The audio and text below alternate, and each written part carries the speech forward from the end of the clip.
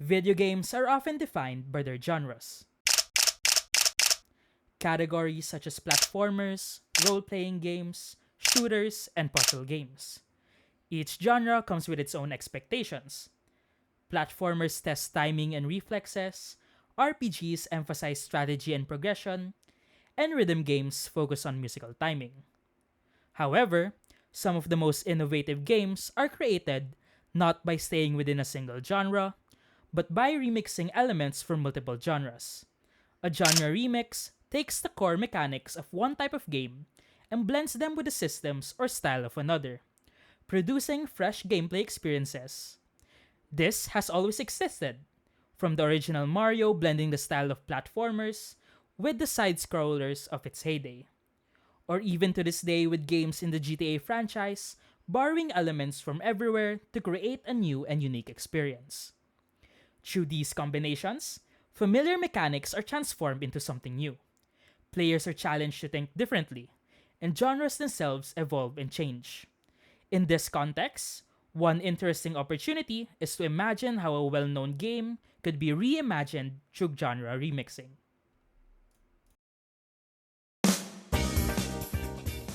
Geometry Dash is a rhythm-based action platformer developed by RobTop Games. First released in 2013, it has become widely popular for its simple controls, fast-paced gameplay, and addictive challenges. At its core, Geometry Dash is about guiding a small cube through a series of obstacle-filled levels set to energetic background music. The game has no dialogue or story, and the focus is purely on gameplay, rhythm, and precision.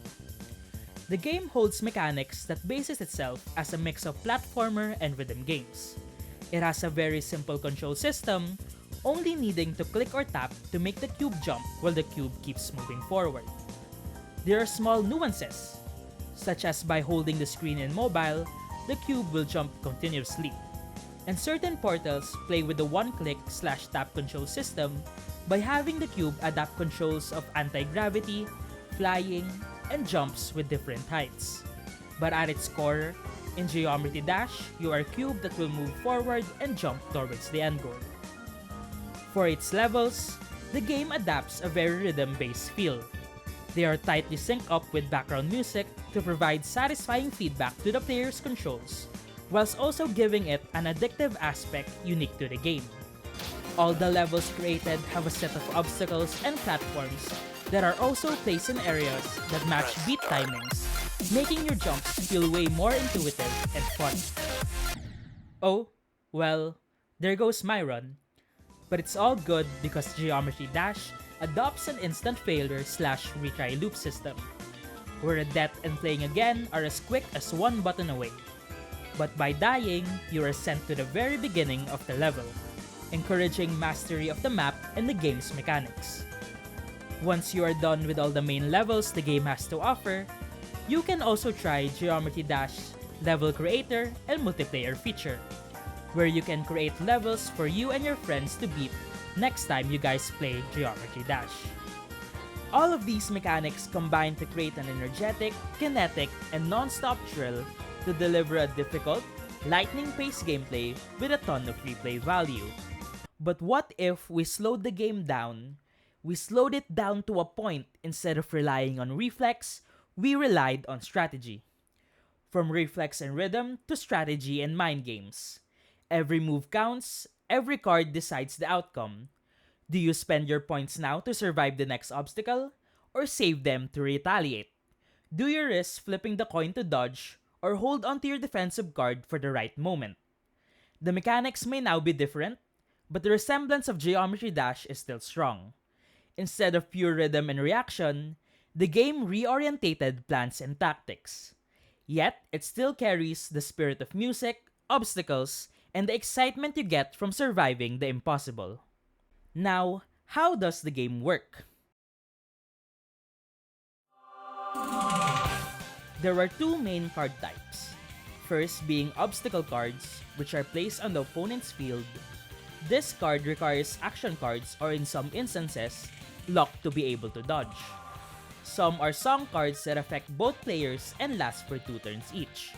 The obstacles then vanish after a set number of turns. Now for the second set of cards, which are called action cards. These cards are used to dodge obstacles or trigger effects. A subset of these cards are defensive actions, which help in dodging obstacles but are based on a certain number of skill points. Then of course, with defense, there also comes support actions, which give advantages or sabotage opponents. Now, object points are what's needed to play obstacle cards and strong action cards. Players then each earn 1 point at the end of each of their turns. For the card's mechanics, it's simple. Each player can hold up to 10 action plus 10 obstacle cards, with 60 cards total in the deck. Players can also visibly see how many cards the opponent holds, but not the type they are holding. Now let's talk about the flow of the game. A coin flip will decide which player gets to go first. Heads allows the player to choose whether to go first or second.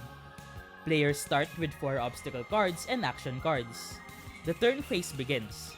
It starts with a move, then players encounter an obstacle which they must then dodge with a card or by luck. After that, players are then able to play attack, defense, or support cards. Then, the turn is concluded for the first player allowing the second player to make their move. At the end of both turns, both players then draw 1 card.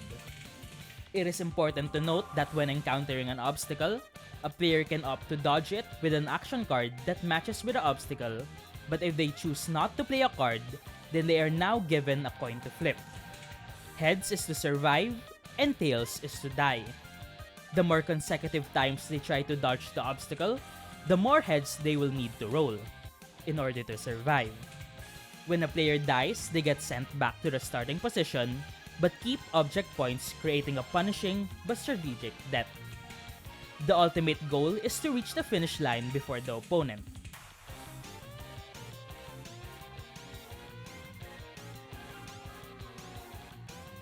If an action card is stronger than an obstacle, the player passes through. If it is weaker, then the player is forced to restart.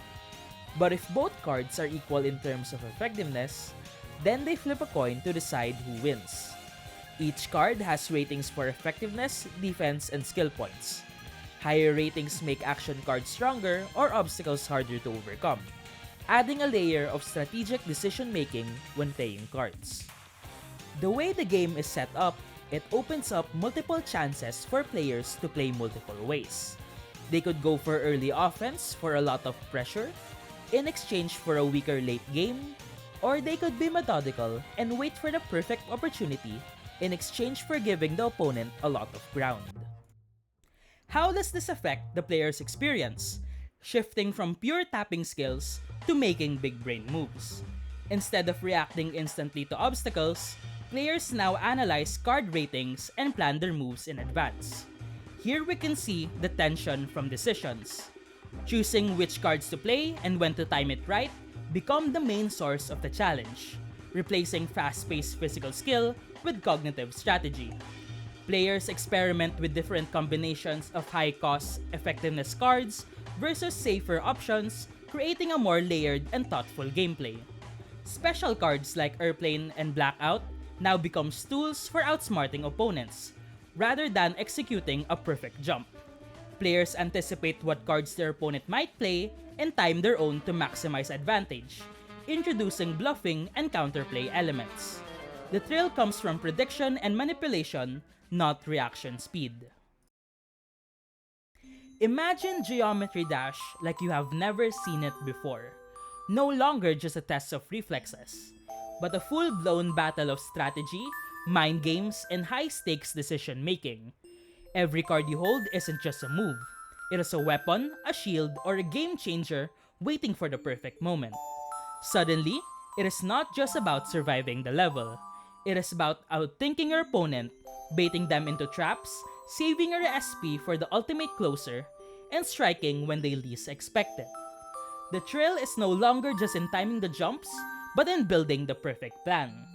Chaining devastating obstacles, pulling off clutch dodges, or trapping a block out right as your rival needs vision the most. The game becomes unpredictable, chaotic, and beautifully tense.